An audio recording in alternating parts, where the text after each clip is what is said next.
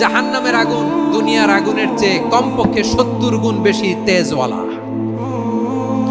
জাহান্নামের আগুনকে আল্লাহ নাম দিয়েছেন নারুল্লাহ। এটা আল্লাহর আগুন, নারুল্লাহিল মুকাদা আল্লাতী তাত্তালিউ আলাল আফইদা, যেটা কলিজার মধ্যে যে ধরে যায়।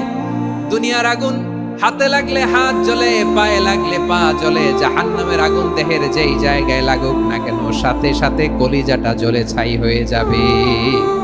নারুল্লাহিল মুকাদা আল্লাতী তাত্তালিউ আলাল আফইদা, জাহান্নামের আগুন গায়ে লাগলে আপনার কলিজা পুড়ে ছাই হয়ে যাবে।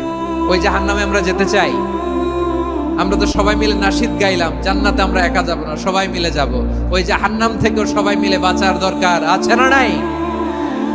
কি ভয়ঙ্কর শাস্তির বর্ণনা যে বিশ্বনবী দিয়েছেন, এত বিস্তর আলোচনার সুযোগ আমার নাই। আমি শুধু সবচেয়ে হালকা পাতলা, দ্য লাইট পানিশমেন্ট, সবচেয়ে হালকা শাস্তি কি হবে এটা বলবো।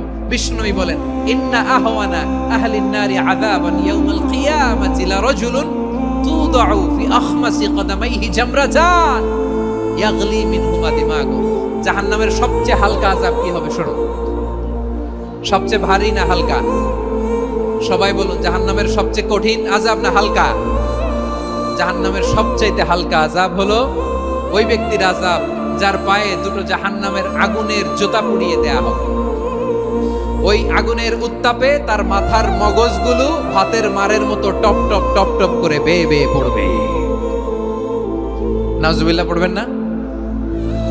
আচ্ছা প্রিয় সিলেট, আওয়াজ করে বলেন, এইটা যদি সবচেয়ে লাইট পানিশমেন্ট হয়, সবচেয়ে হালকা পাতলা সহনীয় আযাব যদি হয়, তাহলে ভয়ঙ্কর তোমা আযাবের কি অবস্থা হবে?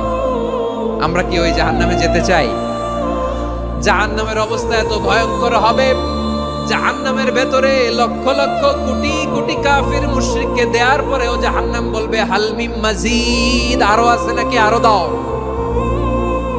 কোটি কোটি কাফেরের দল, মুশরিকের দল, সীমা লঙ্ঘনকারী দল, তাদেরকে যখন জাহান্নামে ফেলা হবে, বড় বড় পাথর খণ্ড জাহান্নামে ফেলা হবে, তারপরও জাহান্নাম বলবে হাল মিন মাজিদ, আরো আছে নাকি, দাও, আরো দাও, আরো দাও।